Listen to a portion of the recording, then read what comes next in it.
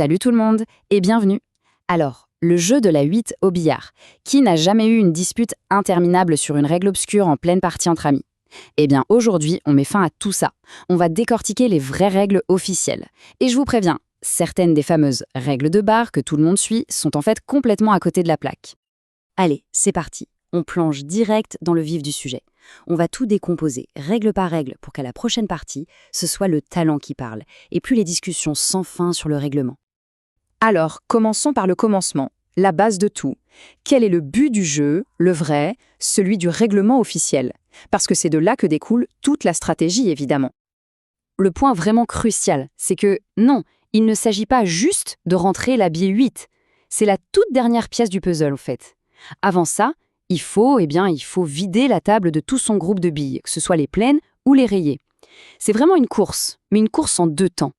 Maintenant, revenons au tout début, juste avant le premier coup. Comment on prépare la table? Parce que le placement des billes dans le triangle et, surtout, la casse, ce sont des moments absolument clés. Et là, il y a un détail super intéressant, c'est le placement de ces fameuses billes dans les coins. Ce n'est pas du tout au hasard, non. Il faut une pleine d'un côté et une rayée de l'autre. Pourquoi?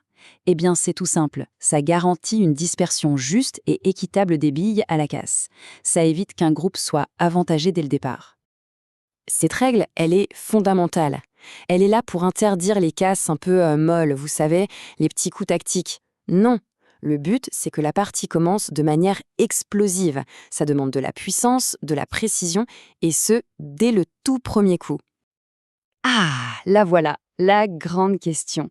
Celle qui revient tout le temps et qui déclenche les plus gros débats. Que se passe-t-il si on rentre la 8 à la casse? Victoire? Défaite? La règle officielle va peut-être en surprendre plus d'un. Allons voir ça de plus près. Et voilà la réponse. Rentrer la 8 à la casse ne met pas fin à la partie. C'est une idée reçue très tenace, mais non, ce n'est pas une victoire automatique. En fait, ça ouvre juste des choix stratégiques. On peut soit recommencer la casse, soit faire spotter la 8, c'est-à-dire la remettre à sa place sur le point, et on continue de jouer. Et si en plus on fait une faute, comme rentrer la blanche, eh bien là, l'adversaire prend la bille en main et peut la placer où bon lui semble derrière la ligne. C'est un sacré avantage. Ok, la casse est faite, les billes sont dispersées. La partie entre maintenant dans sa phase la plus stratégique, la fameuse attribution des groupes. Alors, qui va jouer les pleines et qui va jouer les rayées? Comment est-ce qu'on décide officiellement?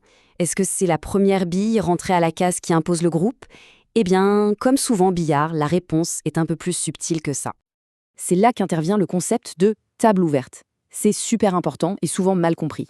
Même si une bille pleine est rentrée à la casse, ça ne veut absolument pas dire que le joueur est d'office sur les pleines. Pas du tout. La table reste ouverte. Ça veut dire que le choix n'est pas fait et que le joueur peut viser le groupe qui l'arrange le plus stratégiquement. Le moment de la décision, il est donc très précis. Tant que la table est ouverte, le joueur doit annoncer la bille qu'il compte empocher. Et dans quelle poche? C'est seulement après ce coup annoncé et réussi que les groupes sont enfin fixés, verrouillés pour le reste de la partie. C'est à ce moment-là, et pas avant, que la chasse commence vraiment. Bon, imaginons la scène. La table est presque vide.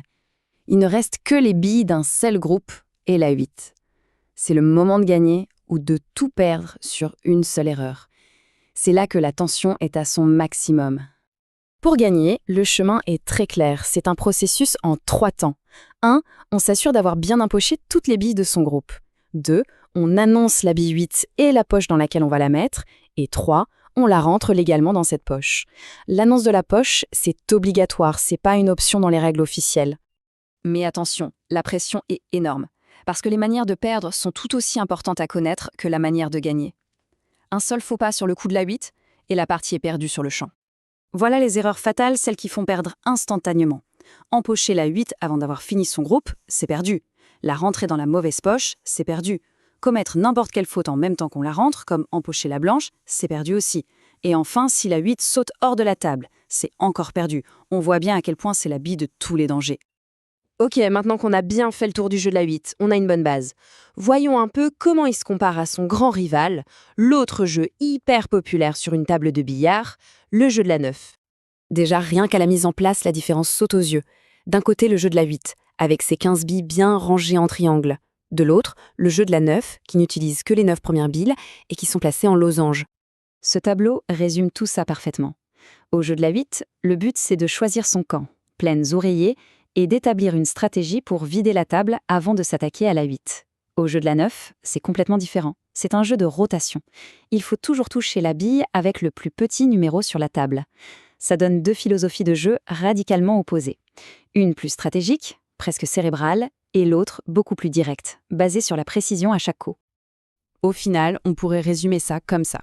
Le jeu de la 8, c'est une partie d'échecs. Le jeu de la 9, c'est un sprint. Le choix entre les deux, eh bien, ça dépend vraiment de ce qu'on a envie de faire sur une table de billard. Voilà, maintenant, les règles sont beaucoup plus claires.